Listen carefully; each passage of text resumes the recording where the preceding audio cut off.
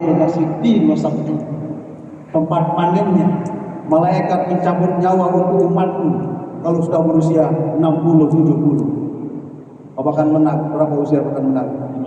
55, tinggal 5 tahun. Tinggal 5 tahun akan menuju ambang 60. Rasulullah saja mengatakan asadu ummati ma baina sitti wa sab'in, tempat panennya umatku untuk dicabut nyawanya oleh malaikat usia 60-70. Siap-siap. Agar kita siap-siap, apalagi KSB sudah 66 tahun. Apa refleksi yang harus kita jadikan pembelajaran? Allah Subhanahu wa taala menasihati kita. Wa wassaynal insana biwalidayhi ihsan. Kami berwasiat, kami putuskan, kami keluarkan SK. Itu mana wasiat? Bukan Pak Kemenak saja yang keluarkan SK. Bukan Pak Bupati saja yang keluarkan SK. Allah pun mengeluarkan surat keputusan, mengikat, terikat. Maka Quran menggunakan diksi kata wassa. Wa wassaynal insana biwalidayhi ihsan. Kami berwasiat, kami tetapkan, kami putuskan, kami deklarasikan, itu mana wasiat, kepada manusia terhadap kedua orang tuanya untuk berbakti dan berbuat baik. Wassaynal insana biwalidayhi ihsan. Allah menggunakan kata ihsanan, jauh lebih tinggi maknanya daripada birrun. Ada istilah birrul walidain, berbakti kepada ibu bapa. Tapi kalau ada al-ihsan, itu lebih tinggi maknanya daripada al-bir, berbakti kepada ibu bapa. Sebab kalau al-ihsan itu jasadan wa ruhan hayyan wa maitan. Berbakti kepada ibu bapa itu bukan saja sebatas khidmah fisik, tapi doa menyambung silaturahim yang telah dirintis oleh orang tua kita. Itulah yang disebut dengan al-ihsan. Maka Allah memutuskan keputusan yang legal kepada kita sebagai panduan bahwa Allah berwasiat kepada manusia, tua, muda, kecil, besar, itu namanya al-ihsan, al-insan, untuk berbakti kepada ibu bapa. Apa sebabnya? Wasiat Allah kepada kita sekalian untuk berbakti kepada ibu bapa. Hamalat ummuhu kurha. Ibu kita mengandung kita dalam keadaan letih, lelah, payah, lemah. Kurhan. Lebih tinggi makna kurhan daripada wahnan ala wahnin. Wahnan ala wahnin masih ada kemampuan. Tapi kalau kurhan itu hanya taruhannya nyawa untuk melahirkan putra putrinya dari ibu kita. Hamalathu ummuhu kurha wa wada'athu kurha. Kemudian kita dilahirkan oleh ibu kita dalam keadaan letih lemah. Nyawa taruhan ibu melahirkan kita. Pantas Allah berwasiat untuk berbakti kepada ibu bapa. Wa hamluhu wa fisaluhu 30 syahra. Mengandung dan menyapih selama 30 bulan. Berarti 9 bulan 10 hari kita dalam kandungan. Sisanya 2 tahun lebih kita disapih, disusui oleh ibu. Falamma balagha asyuddah, begitu sampai usia balik, wa balagha 40 sanah, dan sampai usia 40 tahun. Spesifik, khusus, spesial Allah menyebut angka 40. Ada apa di balik rahasia angka 40? Allah sebut manakala orang sudah sampai usia 40 tahun, maka hendaklah memperbanyak doa kepada Allah SWT.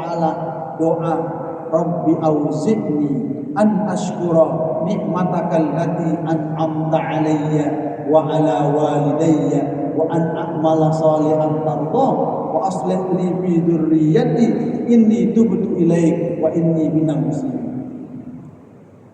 Ayat ini, doa ini dalam surah Al-Ahqaf ayat 15 bicara tentang usia.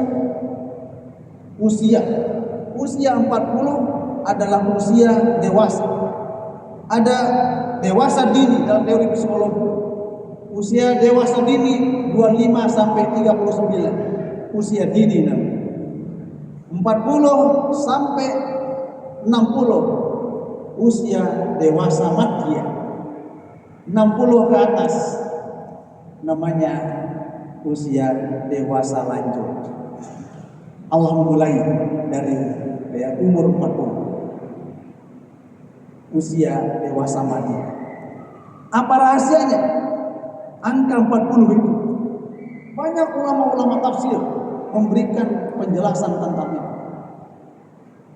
Fakhruddin Ar-Razi dalam kitab Mafatihul Ghaib menjelaskan tentang rahasia 40. Nabiullah Musa alaihissalatu wassalam baru bisa berjumpa dengan Allah Subhanahu wa taala setelah 40 hari. Setelah 40 hari bermunajat kepada Allah Subhanahu wa taala di Bukit Tur Sina sehingga berjumpa dengan Allah Subhanahu wa taala.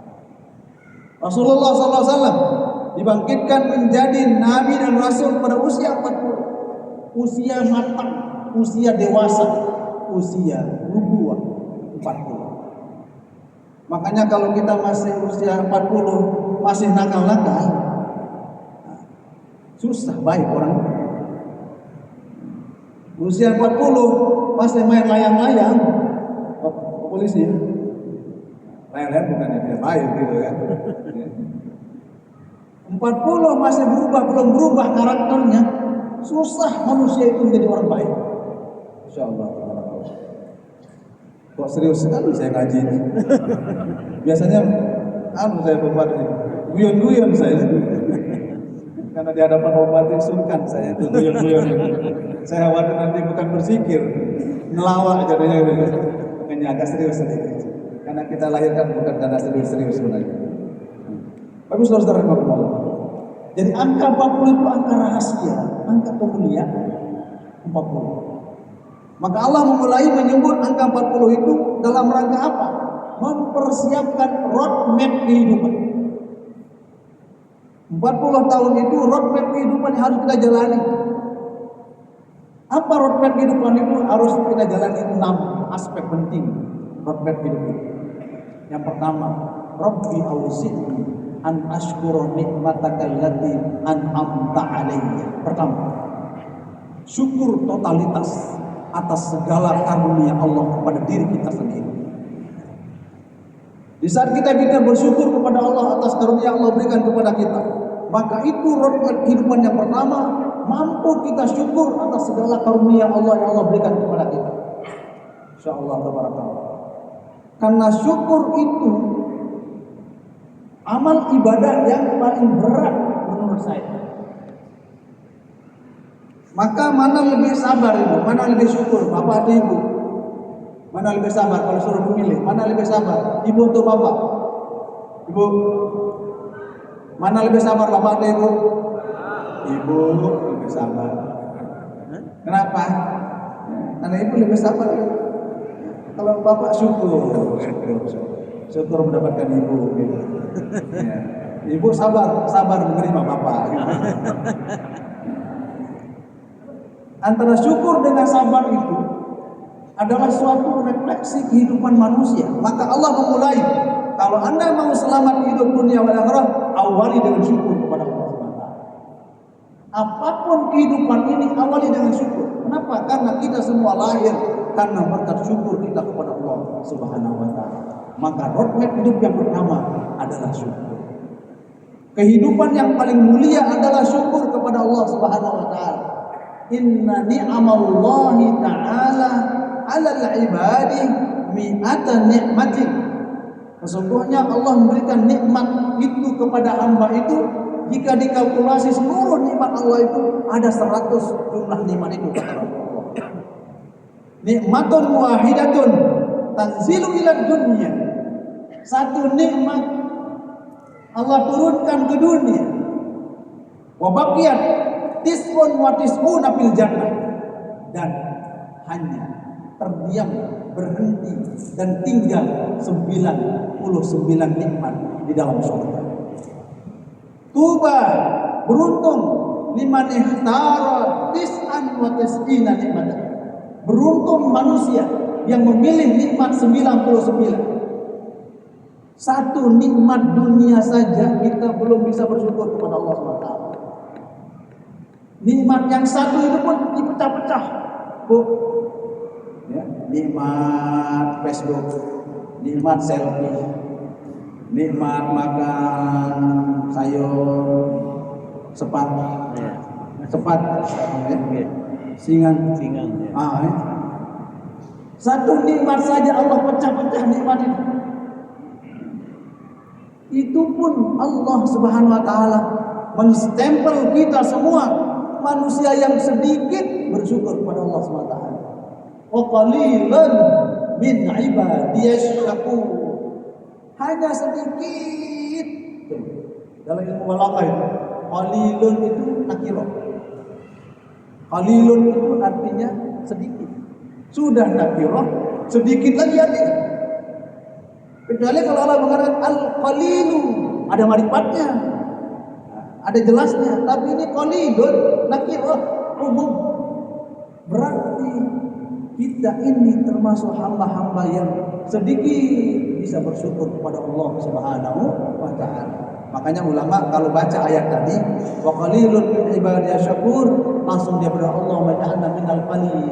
Ya Allah, jadikanlah kami dari golongan orang yang sedikit. Kalau kita kan sedikit-sedikit ngeluh, sedikit-sedikit makan, sedikit-sedikit tidur. Allah memberikan penjelasan wa qalilun. Maka segmentasi hidup kita yang pertama itu adalah syukur. Karena itu menyebabkan orang panjang umur pintar bersyukur. Orang yang panjang umurnya, panjang usianya, dia pintar bersyukur atas nikmat Allah Subhanahu wa taala. Tidak pernah berontak terhadap karunia yang Allah berikan pada dirinya. Kenapa? Karena ada keredaan terhadap nikmat yang Allah titip pada dirinya. Syukur. Maka Allah ulang-ulangi, "Fabi ayyi ala'i rabbikuma tukadziban."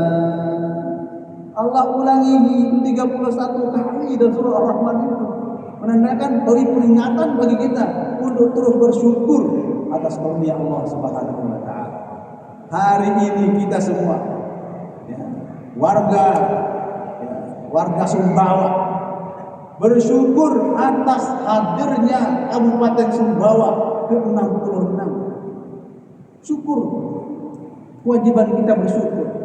Nabi saja ya, dijelaskan oleh Allah SWT, la uqsimu bihadzal balad wa anta hillun bihadzal balad. Itu contoh bahwa memperingati hari ulang tahun negeri kita adalah sesuatu yang dianjurkan oleh agama, oleh Allah Subhanahu wa taala. Ya Rasulullah, wa anta hillun bihadzal balad. Engkau tinggal di tempat itu, maka bersyukur. Maka segmentasi hidup kita yang pertama adalah syukur kepada Allah Subhanahu wa taala. Kita syukur semua, apapun posisi kita. Jabatan kita sementara, jabatan yang abadi adalah jabatan hamba Allah. Yang abadi adalah jabatan hamba Allah. Hamba Allah, hamba yang menyembah Allah Subhanahu wa taala. Semua ada waktunya, ada masanya. Maka yang pertama, Allah SWT memberikan pembelajaran kepada kita adalah pintar bersyukur kepada Allah SWT atas segala karunia yang Allah berikan pada diri kita sendiri. Setelah kita bisa bersyukur atas segala capaian diri kita sendiri, baru yang kedua, wa ala walidayya, adalah Anda bersyukur atas segala nikmat yang Allah berikan kepadamu, dan engkau bersyukur kepada kedua ibu bapa. Allah spesifikkan syukur kita kepada Allah dan syukur kita kepada ibu bapa. Apa sebabnya? Man lam yashkurillah, ya, siapa yang tidak bisa bersyukur kepada Allah, lam yashkurin nas. Man lam yashkurin nas, lam yashkurillah. Siapa yang tidak bisa berterima kasih kepada manusia, maka dia tidak bisa berterima kasih kepada Allah SWT. Lebih spesifik lagi bahwa kita wajib bersyukur kepada ibu bapak. Insyaallah tabarakallah. Ibu kita yang mengandung kita, ibu kita yang melahirkan kita. Ya Allah, saat melahirkan nyawa taruhan, saat bukaan pertama, kedua, ketiga kata bidan, begitu ditarik kepala bayi, begitu keluar kepala bayi sudah hilang sakitnya ibu. Itu gambaran bagaimana kita wajib bersyukur kepada Allah SWT. Sampai Rasulullah katakan, lau abbatallah, kalau engkau mau ibadah kepada Allah al-fasanatin 1000 tahun, litujzi'a adza walidatik, untuk menjawab membalas jasa ibu bapakmu, ibumu yang sakit melahirkanmu, kau ibadah 1000 tahun, la yujzi'u, tidak bisa terbalas. Kita ibadah 1000 tahun untuk membalas jasa ibu kita sekali ngeden tidak bisa terbalas. Pantas Allah SWT menggandengkan antara syukur kita kepada Allah dan syukur kita kepada ibu bapa. Anishkurli wali walidayka ilayyal masir. Syukur kita kepada Allah bergandeng lurus dengan syukur kita kepada ibu bapa. Masya Allah, ibu kita luar biasa. Ibu kita itu dalam Al-Quran menyebutnya sebagai orang yang mulia. Maka perempuan disebut di dalam Al-Quran dengan sebutan An-Nisa. An-Nisa itu lembut, halus. Maka perempuan disebut makhluk halus. An-Nisa itu kan halus, lembut.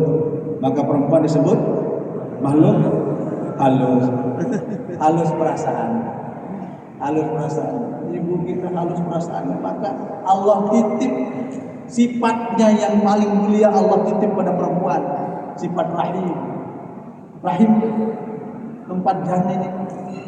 Itu satu-satunya sifat Allah, nama Allah yang Allah titip pada perempuan, rahim. Maka kasih sayang ibu kita itu luar biasa. Betul kata pepatah, kasih ibu sepanjang jalan, kasih bapak jalan-jalan. Ya benar. Kalau ibu makan pasti ikat siapa? Ikat anaknya. Kalau makan ikat anaknya. Kalau bapak kadang ikut anak orang. Maka pantas Allah SWT memberikan kita roadmap jalan hidup yang kedua, pintar bersyukur kepada ibu bapak. Sampai-sampai Rasulullah mengatakan, kafabil mar'i sholihan, cukup orang itu disebut orang soleh. Ayyad'u li walidayhi, dia bisa mendoakan ibu bapak. Di hadis Rasulullah SAW, "Idza mata ibnu Adam inqata amalu illa min thalathin, shadaqatin jariyatin aw ilmin yuntafa'u aw waladin shalih." Rasulullah menggandengkan antara walad dengan soleh. Artinya cukup orang itu disebut orang soleh bisa mampu mengingat jasa ibu bapak. Apalah arti tiap bulan, tiap waktu, tiap tahun pergi ke Mekah, pergi umrah, tapi dia durhaka kepada ibu bapaknya, tidak ada nilainya di hadapan Allah SWT. Semua amal ibadahnya mardud, tertolak. Kenapa? Karena hubungan Allah dengan redha orang tua itu adalah sangat simetris. Ridallah fi ridal walidain. Ini kewajiban kita yang kedua, berbakti mendoakan ibu bapak kita yang sudah meninggal dunia. Kita doakan, kita kirimkan pahala ya Fatihah sebagai ingatan kita kepada ibu bapak kita yang sudah meninggal dunia. Ini roadmap yang kedua.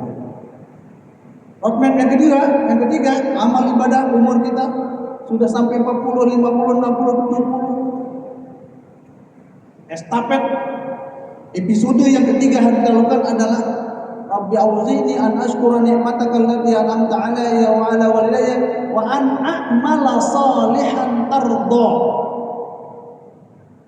Hendaklah ya Allah berikan kami bimbingan untuk selalu melakukan amal saleh yang Kau ridhoi. Allah menghubungkan amal soleh dengan tardoh. Berarti ada amal soleh, amal-amal kebajikan Di saat kita usia 40, 50, 60, 70, kita selektif untuk melaksanakan amal-amal kebaikan itu. Karena tidak mungkin kita sama melakukan ibadah saat kita masih muda. Maka amal saleh yang engkau ridhoi ya Allah, amal saleh. Amal saleh itu apa? Bekerja, berkarya, berinovasi, bermanfaat untuk agama, nusa dan bangsa. Amal saleh. Kabupaten Sumbawa sampai usia 66 tahun itu karena 4 aspek berjaya sejahtera selamanya. Pertama, bi'adlil umara, pemimpin-pemimpin yang mengayomi, pemimpin-pemimpin yang adil, pemimpin-pemimpin yang ramah, pemimpin-pemimpin yang terus memberikan kesejahteraan kepada rakyat, kepada umatnya. Ini yang pertama, sehingga Kabupaten Sumbawa sampai eksis ya, 66 tahun karena bi'adlil umara. Yang kedua, bi'ilmil ulama, karena ilmunya para cendekiawan, ilmunya para alim ulama ini terus berkontribusi sesuai dengan bidangnya masing-masing. Bidang arsitektur, bidang budaya, bidang politik, bidang sosial, bidang pendidikan, bersatu padu untuk membangun Kabupaten Sumbawa, sehingga lahir ya, Kabupaten Sumbawa yang sejahtera, yang umum. Ilmu ulama. Yang ketiga, bisa agnia, karena dermawannya orang-orang yang derma. Orang yang kaya mau berderma, mau berbagi. Orang yang kaya, orang yang punya harta benda mau berbagi untuk kesejahteraan masyarakat bersama. Itu penyebab juga tegaknya suatu kaum, suatu umat, suatu negara, satu kabupaten. Tak kalah penting yang terakhir, bidoa ilmu qara. Doanya kita yang miskin-miskin ini. Ya. Jadi orang miskin, orang fakir juga punya andil di dalam memberikan kemajuan bangsa, negara dan agama. Nah, Allah SWT memberikan roadmap yang ketiga ini, wa an a'mala salihan tardah, untuk kita menjadi orang-orang yang selalu beramal saleh sesuai dengan apa yang Allah ridhoi. Berarti ada amalun saleh ghairu mardiyyin, ada amal saleh yang tidak diridhai oleh Allah SWT. Banyak amal-amal yang kelihatannya ukhrawi berubah menjadi kegiatan duniawi karena niatnya tidak baik. Kam min amalin yatasawwaru bi surati a'malid dunya fatasiru a'malal akhirah bi husnin niyyah. Betapa banyak amal itu kegiatannya seperti ya amal-amal duniawi, tapi berubah amal-amal duniawi tadi itu menjadi amal ukhrawi karena niatnya yang baik. Kita sekarang merayakan hari ulang tahun Kabupaten Sumbawa 66 itu kan duniawi sifatnya, duniawi. Tapi kita kemas dengan zikir, kita kemas dengan santunan, berzikir, bersolawat, berhadrah, silaturahim seperti ini. Maka ia berubah menjadi amal ukhrawi karena niat, cara yang baik yang kita lakukan. Kam min amalin yatasawwaru bi surati amalil akhirah. Banyak juga amal yang kelihatannya sih amal akhirat. Fatasiru amalan dunia, berubah dia menjadi amal duniawi. Bisu ini yang karena niatnya jelek. Naik masuk ke masjid, niatnya biar dianggap soleh oleh calon mertuanya. Masalahnya. Baca Quran, ya biar dianggap pintar baca Quran sama calon mertuanya. Dan niatnya salah. Didorong jadi imam, lama-lama lupa ayatnya. Kenapa niatnya salah? Bismillahirrahmanirrahim. Wadduha, wadduha. 3 kali diulang wadduha, ditegur sama anak TK di belakang. Wadduha saja. Wadduha lontu. Wadduha saja. Kenapa? Karena niatnya salah. Amal ibadah tadi yang kelihatannya akhirat berubah menjadi amal duniawi karena niatnya tidak baik. Maka kita hari ini, malam ini hadir dalam rangka mengamalkan ayat ini, wa an a'mala sholihan tardah, untuk kita mengamalkan, membuat amal saleh sekecil apapun. Apapun amal ibadah kita, itu pasti dilihat, pasti Allah balas amal ibadah kita sekecil apapun. Apalagi malam ini kita hadir di majelis ilmu, masya Allah. Kita hadir di majelis zikir, masya Allah. Semua pahalanya tak terhitung. Likulli khatwatin khattah. Setiap langkah kita berjalan dari rumah ke sini, Allah hapus semua noda salah kita. Saking mulianya amal ibadah yang Allah titip kepada kita sekalian. Kemudian roadmap yang keempat, cepat selesai. Roadmap yang keempat, wan amala sholihan tardah wa aslih li fi dzurriyyati. Nah, kalau sudah kita usia 40, tidak lagi berpikir tentang diri sendiri, berpikir untuk anak keturunan dan masyarakat dan keluarga.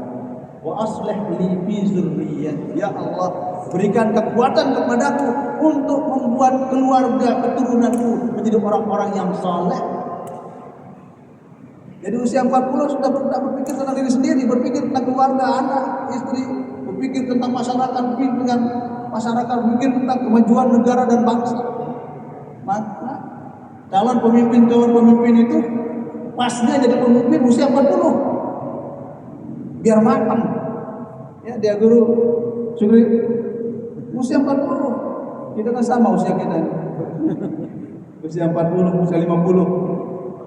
Usia kematangan, usia matang. Kenapa? Karena kalau dia 40 udah matang, tinggal dia berpikir tentang orang lain. Sudah berhenti tentang dirinya sendiri. Sebab Allah memberikan jaminan, gambaran, wa aslih li fi dzurriyyati. Ya Allah berikan kekuatan untuk mampu memberikan kebaikan kepada keluarga, keturunan dan seterusnya.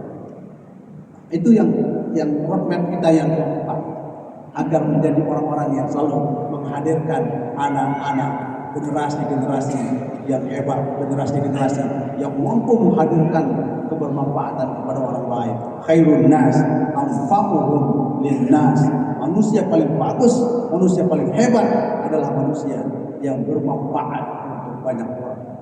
Ini harus kita siapkan dari sekarang. Anak-anak kita masukkan ke pondok pesantren, berikan kepada lembaga-lembaga pendidikan agar anak kita menjadi anak-anak yang saleh-salehah, yang mampu mewariskan ya, genetik keilmuan kita, genetik kesalehan kita yang tidak akan bisa ya dihadirkan kecuali kalau kita sudah mulai memberikan bimbingan kepada anak-anak kita. Perintah Allah agar kita memberikan pendidikan yang baik kepada anak dan keturunan kita semua. Ini yang keempat. Yang kelima, inni tubtu ilaik. Setelah kita sukses syukur kepada Allah, syukur kita kepada ibu bapak, selektif kita melakukan amal-amal kebaikan, kemudian kita sudah melakukan kebaikan, ya, meninggalkan warisan-warisan kemuliaan kepada keturunan anak cucu kita, maka kita kembali kepada Allah SWT. Inni tubtu ilaik. Kita kembali kepada Allah SWT, taubat kepada Allah SWT, rujuk kepada Allah SWT. Apapun susahnya duniawi, semuanya akan sirna semua. Fakullu amrin bil qada'i wal qadar, fakullu maqdurin fama'anhu mabad. Segala sesuatu sudah ada dalam lingkaran lauhul mahfuz pada qadar Allah, dan semuanya sudah tertulis dalam qadar Allah SWT. Kita semua tidak akan pernah bisa lari dari itu semua. Maka kita harus siapkan diri untuk kembali kepada Allah SWT. Setelah sukses, kita kembali kepada Allah SWT dengan ilmu, iman, amal soleh yang baik. Ini betul ilaih. Semuanya akan kembali kepada Allah. Ujung akhir dari segalanya adalah wa inni minal muslimin. Kita kembali kepada Allah SWT dalam predikat husnul khotimah. Wala tamutunna illa wa antum muslimin. Itu roadmap kehidupan yang Allah hadirkan kepada kita semua umat manusia agar kita menjadi orang-orang yang diberkahi oleh Allah Subhanahu wa taala.